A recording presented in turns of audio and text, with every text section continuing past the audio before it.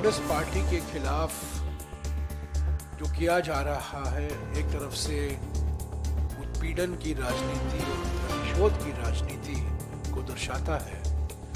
आज जो मैं विषय उठा रहा हूं वो हफ्ता वसूली का प्रतीक है। ये ब्लैकमेल की राजनीति है और जिस तरीके से ईडी, सीबीआई और इनकम टैक्स की संस्थाएं का दुरुपयोग हुआ है। कल पॉलिटिकल पार्टी, राजनीतिक दल के खिलाफ जो कार्रवाई की गई थी उसके बारे में हमने जानकारी दी और आज मैं आपको जानकारी देना चाहता हूं कि यही संस्थाएं हमारी निजी कंपनियों के खिलाफ किस तरीके से दुरुपयोग हो रहा है ताकि उनसे चंदा लिया जाए, हफ्ता वसूली की जाए। आज सुबह हमारे महासचिव संगठन के.सी. वेणुगोपाल जी ने वित्त मंत्री को एक खत भी लिखा है। ये रहे खत, इसकी कॉपी आपको मिल जाएगी। 3 पेज का खत है, इसमें सारे डिटेल हैं और ये जानकारी कई डिजिटल न्यूज़ साइट में भी प्रकाशित हुए हैं और ये सारी जानकारी इलेक्शन कमीशन, चुनाव आयोग के वेबसाइट से ही प्राप्त हुए हैं। ये कॉपी, इन खत की कॉपी आपको मिल जाएगी। आज सुबह ही हमने, हमारे महासचिव संगठन ने वित्त मंत्री को खत लिखा है इसके बारे में और मोटे तौर से ये बात ये है कि 2018-19 और 2020-23 वित्तीय वर्षों में, इन 4 वर्षों में करीब 30 निजी कंपनियों के खिलाफ ईडी की कार्रवाई की शुरुआत हुई, सीबीआई की जांच की शुरुआत हुई, इनकम टैक्स की जांच की शुरुआत हुई। करीब 30 कंपनियां हैं। इसके नाम भी इलेक्शन कमीशन के वेबसाइट में मौजूद हैं, आप देख सकते हैं। ये प्रकाशित भी हुआ है कुछ कंपनियों के नाम।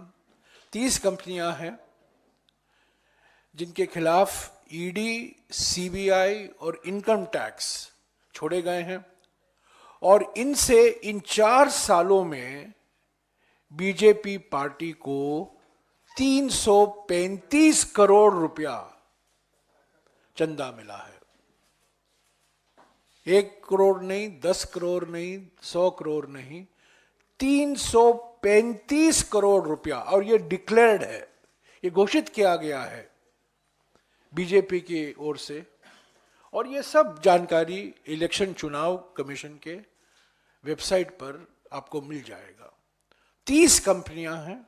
इन 4 साल में 335 करोड़ रुपया चंदा बीजेपी को मिला है और हम समझते हैं, ये मानना है, बिल्कुल साफ सबूत है कि ये हफ्ता वसूली और कुछ नहीं है। मैं आरोप नहीं लगा रहा हूं। देखिए, ये शब्द मत कहिए कि आई एम एलिजिंग। मैंने एलिज को नहीं किया है, मैंने आरोप नहीं लगाया। ये सब जानकारी चुनाव आयोग के वेबसाइट पर कोई भी प्राप्त कर सकता है। ये वेबसाइट पर है, ये पार्टी द्वारा जानकारी दी गई है, ये कंपनियों का नाम है कि इनके खिलाफ ईडी, सीबीआई और इनकम टैक्स की जांच हो रही है, वो भी पब्लिक में है।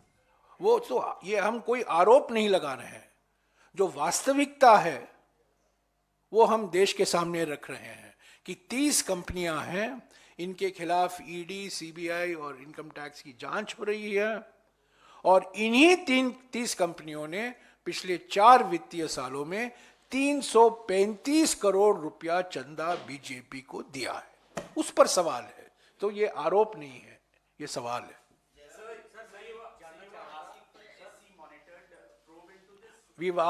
We have raised 3 questions of the finance minister. One, you put a white paper on the economy. Are you prepared, if you think you're claiming that you are transparent in party funding, will you come up with a white paper on party finances? Number 1. Number 2, the second question that we have asked is that if you have nothing to hide, then will you rebut point by point all the information that has come out on the 30 companies and their links with the BJP over the last 4 years, whether they are being investigated, which is a fact, whether they have funded the BJP, which is also a fact. If it's not a fact, you rebut it. That's the second question. And the third question we are asking, if you have nothing to hide, will you agree to a Supreme Court monitored investigation into the misuse of the ED, CBI, and income tax? Let me make it absolutely clear. When the law is broken, if there is evidence to show that the law is broken, please investigate. But if you use investigation as a means of blackmail to force the companies, these companies, 30 companies that are being investigated, they have contributed 335 crores to the BJP, which is a documented fact.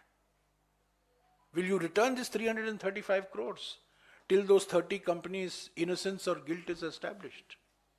While the investigation is going on, you have collected 335 crores. What does it mean? That means you're using investigation as a tool of blackmail.